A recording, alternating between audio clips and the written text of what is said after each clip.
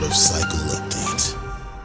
A quick public service announcement episode, CryptoTalk.fm. My name is Leister. I'm your host, and I'm giving you this as a more educational, informational update for those that may not know, especially in light of certain on the influencer sides getting breached, and I don't fully understand how this is happening, but I'm seeing more of this information coming out from different sources that's trying to help explain it. I still am mystified at how it's happening because to me it seems weird. So I'll share the information. I'm hoping that, the people listening to my show here are a bit of a wiser breed and you're not falling for this nonsense, but it's possible that you might fall for the nonsense. So you might not understand on the mobile side, whether you're Android or Apple, but I would argue mostly Android. There's this concept of malware. Malware is any software that has a bad intent. It's designed to do something bad to you. That's mal. Mal is Spanish for bad. So malware is bad software. It's software you should avoid. It's software that you should not be interacting with. But the problem with some malware is that it will disguise itself as legitimate software. And it's exacerbated, as in made worse, by the rise of web-based applications. So these apps that you interact with, if you're trying to connect your wallet to some swap, whether that's Uniswap or PancakeSwap or BabySwap or CowSwap or some swap, you are connecting to a quote application. When the swaps interact with your wallet that you're connecting, they're using a protocol, Wallet Connect. Some of them have their own variant of Wallet Connect, like MetaMask, for example, but ultimately it's based on the same underlying standard. And it's how they talk to each other. It's how that different tool can talk to your various wallets that are out there. And it's a common language to be able to use. Well, the problem that's called out in some of this malware is that they're getting a lot more elaborate about what's happening. So there's two primary that I want to talk about now, although there's hundreds. I'm talking about these two primary because they're very slick with it, like Zab Judah likes to say. The first one is when there's fake applications that are published. They're coming either from the App Store or you download them, but in most cases, they're coming from the App Store. In this case, the Play Store from Google. And they disguise themselves as a banking application, but they also might be a web-based application disguised as a bank. How this gets to you, either you get a text message and it'll say something along the lines of that there's a problem with your wallet, there's a problem with your account, or they're doing something that's a call to action. They're trying to get you to act. Or it could be an email. Now, I know most of you duck email, you hate email, you run from email. The point is that some message is sent your way, and it includes a link. You click the link, and it encourages you to do one of two things, either download some software or access a web interface that is built to look like something that you should trust, such as Microsoft or your bank or something else. If you're not careful, looking at the address, the actual web address in the top bar, understanding and calling that service to see if they reached out to you for any reason, or there's something weird about the communication itself. Say the text message is telling you, hey, there was some weird, suspicious transactions on your debit card. And rather than just manually log into your bank to confirm that, you just click the link, not thinking about it.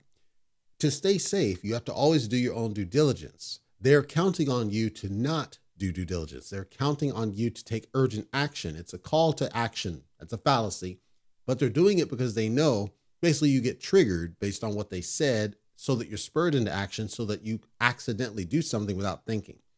Listening to me, hopefully you're listening very carefully to the message I'm saying now, and you'll take steps to avoid what's happening in this one situation specifically, which is if you get those kinds of links via some communication method or otherwise, you don't just immediately act on that email or that text or whatever it is. Instead, manually log into your bank account. Don't even use your mobile app to do it. I know some of you don't like computers, and I understand this, but if you really want to stay safe, I highly recommend getting much more accustomed and happily accepting of computers so that you can manually type in that address to your bank or whatever service, manually log in yourself, check and make sure that there's nothing weird that you don't see. And if you don't see anything that correlates to the message that you got, disregard the message as likely an attempt to take your money. And I don't want to see you get your stuff took. If there's something that asks you to download an application for your bank, and you know that you already have such an application for your bank, it's probably a scam. If your bank reaches out directly to you and tells you you need to download this new application, There should be some hint of that message on their site. So again, manually go to the website, look for any mention that there's a new application having been published that you need to download. If you don't see such an application, you probably should not download this application you were given. So that's one, to stay safe. The other one, which is rather new, and this one intrigues me a little bit. It was brought to attention initially by Binance, but what happens is that something is a call to action for you to send money. The send money might be some trade that you intended to make, or it could be somebody else requesting something, or it could be some service that you're interacting with online that asks you to send, let's say donations or something where it's asking you to send funds, point, via cryptocurrency. Well, if you're sending funds, you'll need to connect into your wallet. So logging into it or opening your wallet, you'll have to actually take action to connect your wallet to something. If it's a D app, if it's not a D app, you can always do the send button, enter the address of the recipient, enter the dollar amount that you want to do, and do a send. Most people feel like, yes, this is a safe way to just do a manual send. I would agree with it. However, this next scam, because that's what it is to create an address that looks dastardly similar to an address that you would normally send to. So for example, Coinbase and Kraken and some of the other exchanges will have known recipient addresses for you to send money into them. And you might get some kind of sketchy message that says you need to reload or you need to load your account to do something, and they'll give you an address to send to.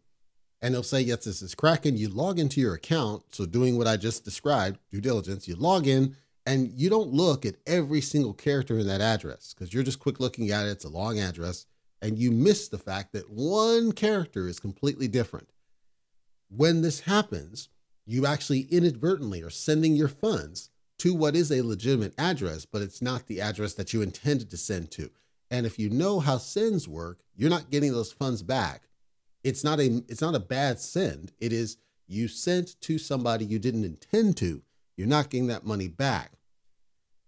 That's bad because a lot of people don't pay attention to the recipient addresses when they're doing a send. And because so many people are sending crypto for whatever reason that they do, a lack of due diligence creates a greater risk that you get ripped off by your own actions of sending money. I've seen countless posts online talking about how, Cytochain or somebody else ripped them off. Certainly Cytochain's a ripoff. I'm talking about situations where you're asked to send your funds to something and you knowingly sent it, but you didn't verify that it was actually the address you intended to send to. That's even worse. So please be careful anytime that you're sending your funds to somebody else, and double and triple and quadruple check that address to make sure it's actually the intended recipient. All of this together, it's getting worse out there. And I'm stressing this as somebody who works technology. It's getting worse out there. They're getting a lot more elaborate with the scams. Millions of dollars are being taken from people, not because your device gets hacked, not because somebody hacks into your network, not because somebody has a virus on your computer per se, not because somebody was social engineering you, simply because of your lack of due diligence. You've got to be studious if you have stuff stored. First of all, don't leave it in an exchange. That's one. Two, if you have it in your wallet, you have to be extra careful because it's not an exchange about who you send to and who you receive from and why you interact with things, the D apps that are out there. You are taking on the risk when it's in your wallet. You are owning the risk of your funds being took from you. And I'm trying to encourage you to stay safe because I'm telling you that it's starting to be a wild west out there. And I don't want you to get your funds taken from you. You've got to be extra careful if it's in your wallet. If it's in an exchange and you're trying to do a withdrawal, hopefully you are double and triple checking and quadruple checking the address that you withdraw to. And if somebody else encourages you to send money from an exchange, you are double, triple, and quadruple checking that the person that sent that request to you is a trusted recipient and not some scammer. Because remember, AI voices are starting to be a thing. So it's actually very easy for somebody to emulate somebody that you know and trick you into sending your money to the wrong destination. Please stay safe out there. Be extra careful out there because I guarantee you it's going to get worse before it gets better. And no, additional regulation is not the solution. The solution is that individuals have to take on their own accountability in cryptocurrency. You have to own your own risk. You have to acknowledge these things are real. It can happen. It can happen to you. It's happened to many people. not Leister, but it can happen to anybody else not named Leister. So I want to make sure I'm sharing that knowledge since it hasn't happened to me, so that you're staying safe and you're not getting ripped off by simply you not paying attention to the address you send to something so basic and you end up getting your stuff took.